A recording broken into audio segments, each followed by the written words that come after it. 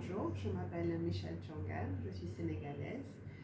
J'ai été au Japon en 1999, en avril, où j'ai étudié d'abord le japonais à Osaka. Et ensuite, j'ai étudié sciences politiques à l'université de Tsukuba. Et finalement, j'ai obtenu mon master en sociologie à l'université de Hitotsubashi. En ce moment, je travaille pour le British Council en tant que programme manager.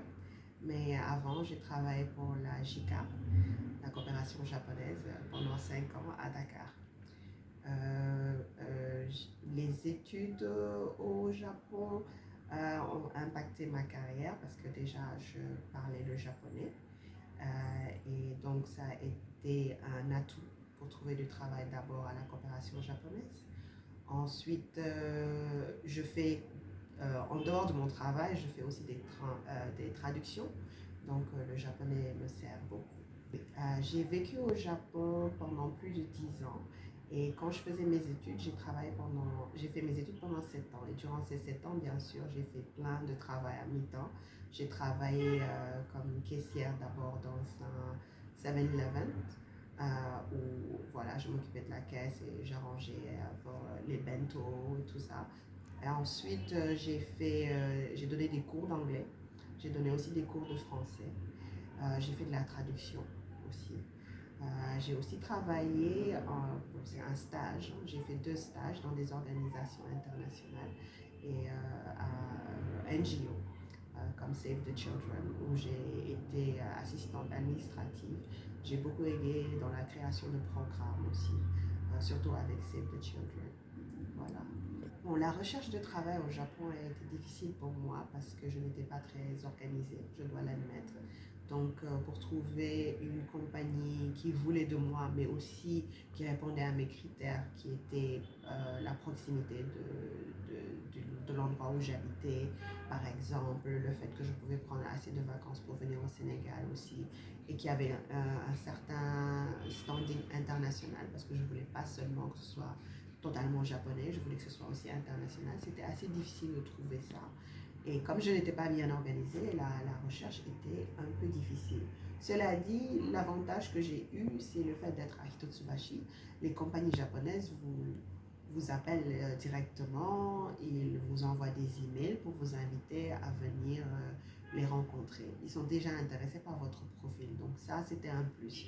Malheureusement, je manquais d'expérience et d'organisation, donc ça n'a pas abouti, mais finalement j'ai pu travailler pour une compagnie, pour une organisation japonaise, donc tout est bien qui finit bien, on doit dire. Voilà.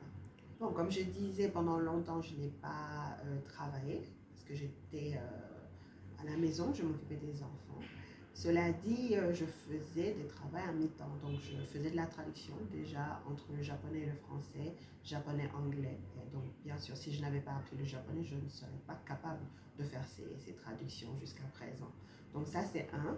Deux aussi, le fait d'avoir appris les relations internationales m'a permis d'avoir eu une position à la JICA parce que j'ai appris l'aide internationale quand j'ai fait ma 4e année de sciences politiques à Hitotsubashi. Et j'ai appris le modèle de la JICA, bien sûr. Et je pense que ça aussi, c'était un atout pour eux quand je suis allée voir au Sénégal s'ils pouvaient me recruter. Ils ont vu que j'avais des connaissances non seulement en japonais, mais aussi dans le système japonais. Donc, c'est pour ça qu'ils m'ont recruté. Le conseil que j'aimerais donner aux étudiants qui pensent aller au Japon, c'est de s'organiser et de s'informer. L'information maintenant, c'est beaucoup plus facile à avoir. C'est pas comme moi, en 1999, on n'avait pas tout sur un portable. Je n'avais même pas de portable. Mon premier portable, je l'ai acheté au Japon.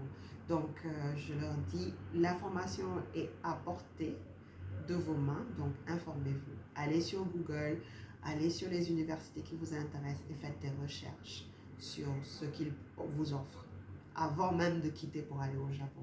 Parce que ça, c'est un atout. Si vous pouvez apprendre le japonais avant de partir, tant mieux. Si vous ne pouvez pas, essayer de vous familiariser avec la langue, c'est très très important parce que vous en aurez besoin. Même si ce n'est pas à l'université, vous en aurez besoin dans la vie de tous les jours. Donc, essayez de vous familiariser avec la langue avant de partir.